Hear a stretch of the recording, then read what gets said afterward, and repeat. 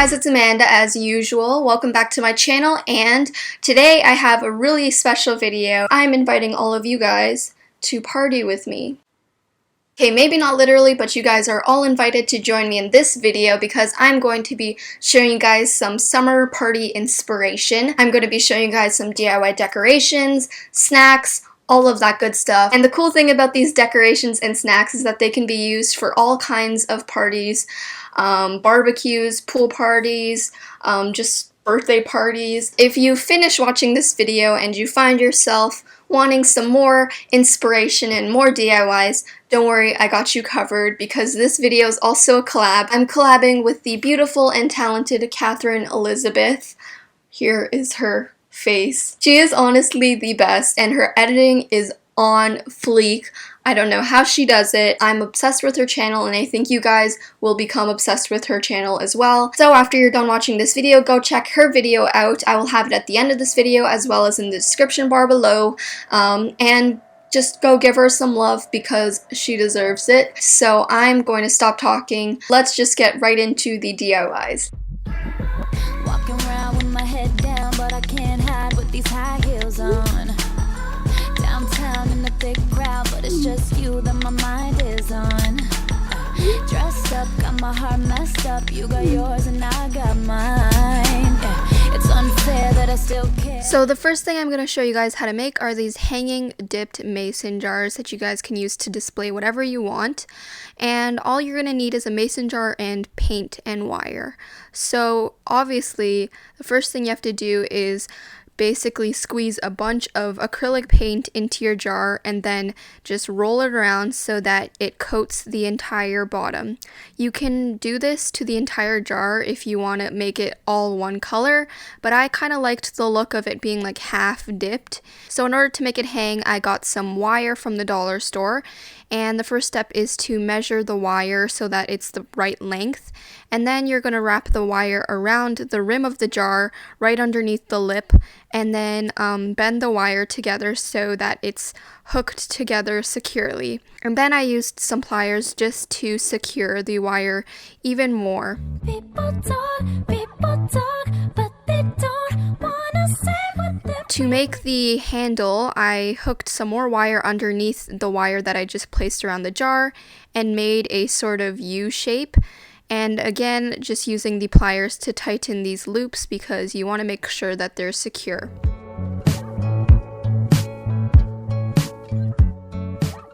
So then you're done, but I decided to add a little label thing because I thought it'd be really cute. So I got this chalkboard paper and sort of like this brownish paper to give it a more rustic feel, and I cut it into this cool ornamental shape, and then I just hot glued it onto the jar.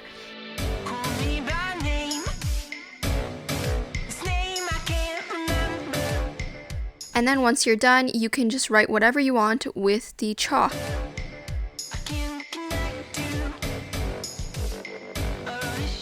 And yeah, I think this is how I would use these jars. I would label one for spoons, knives, and forks so that people can grab them and that they're out of the way and it still looks really cute. The next DIY is my favorite because look at them, they're donut coasters. I think they're adorable and they're really useful for people to just place their drinks down. And yeah, so what you're going to need is some cork, which you can find at the dollar store or Michael's for a really inexpensive price. And what I'm doing is I'm just cutting out a circle. You can of course measure a perfect circle with a compass or whatever, but I just decided to eyeball it and sort of just trimmed it down. And make sure that this is big enough to fit a drink, of course. Next, just use a Sharpie or a pencil to mark out the middle of the donut and then cut it out with an X-Acto knife.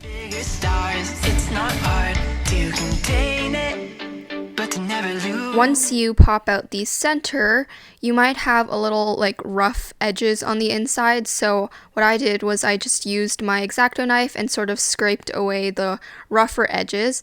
And now is the fun part. So you're just going to decorate your donut however you would like. I decided to do the classic sprinkle donut, so I used pink acrylic paint and sort of made like this inner rim of pink icing. Dancing in the sand at the bonfire, we jamming out to Marley at night. Staying up to And then I added my multitude of sprinkles. All you have to do for the sprinkles is use a lot of different colors and just draw short little dashes all around your donut. And then once the paint dries, that's it, you're done. You have donut coasters. They're super simple to make, but I think they turned out so well. Like, look at them. They're freaking donut coasters. The next DIY is this fringe balloon, which I think gives your party a little more festive flair, and you can change up the colors depending on the color scheme of your party. So what you'll need is some tissue paper. I bought this and it came up nicely folded, so keep it folded and neat. All you're going to need is about 3 or 4 sheets folded in half the hot dog way, and what you're going to do is start cutting upwards towards the fold. And my fringe are about less than an inch wide. Just continue all the way across.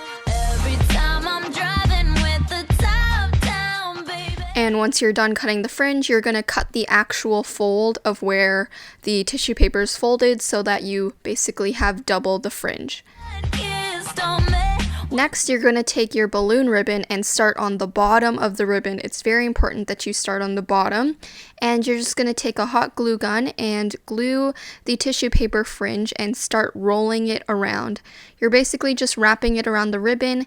Once I have a full enough fringe, I just rip off what I don't need, because if it's too heavy, your balloon won't float. So once you finish that, just keep going upwards on the ribbon until you have your desired fringe balloon. I decided to alternate between blue and white because I thought it'd be really cute, but you can do all of the same color or all different colors, whatever you want.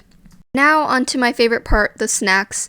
Who remembers Slurpees? I do, and I'm going to show you guys how to make them because I love having this on a hot day. So what you're going to need is some water, Kool-Aid packets, I couldn't find them so I'm just using these Jolly Rancher ones, and some ice cubes or frozen fruit depending on what you want. So all you're going to do is mix it all together and blend it. Again, I didn't have ice, so I used frozen fruit, but ice would definitely give it a different flavor. You would just basically taste the Kool-Aid.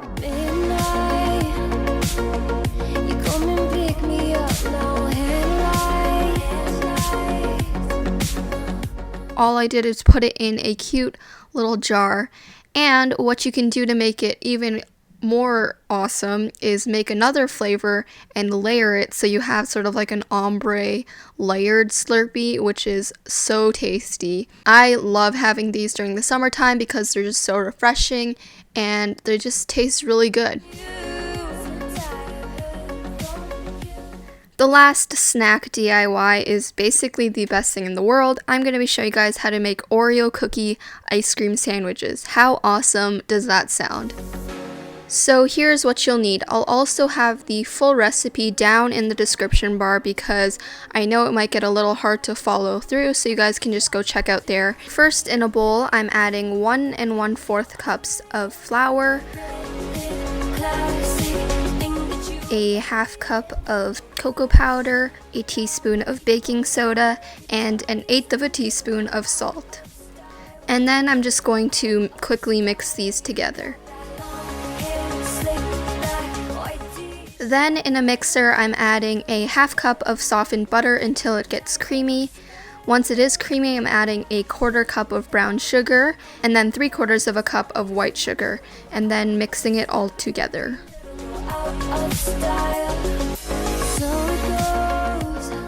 After that, I'm just cracking open an egg and adding that in, as well as 1 teaspoon of vanilla extract.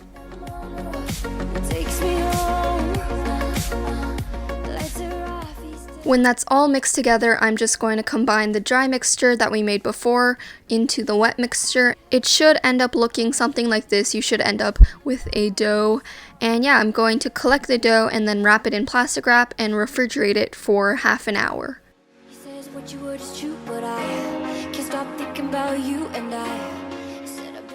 While you're waiting, preheat your oven to 350 degrees, and yeah. Once your dough is refrigerated, you're just going to roll them up into little balls and then flatten them. And I made mine sort of small, but they end up flattening out and getting larger, so make sure you leave a lot of space in between them. After you've laid out all of your cookies on the cookie sheet, pop them in the oven for about 6 minutes.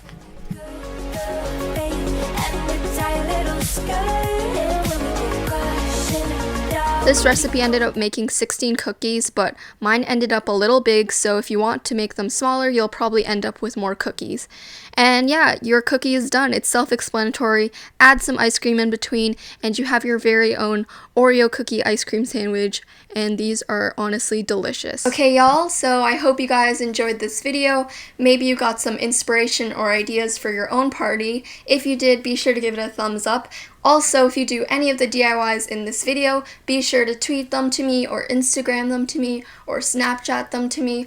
All of my social media links are below as well as at the end. And of course, be sure to watch Catherine's video. I'll have it linked right here as well as in the description bar below so you guys can go click it, watch her video, subscribe to her, comment, and everything. I hope you guys have an awesome day, and I will talk to you guys in my next video. Bye! Gonna wear that dress you like, skin tight, do my hair up real nice, and syncopate my skin to your heart beating, 'cause I just wanna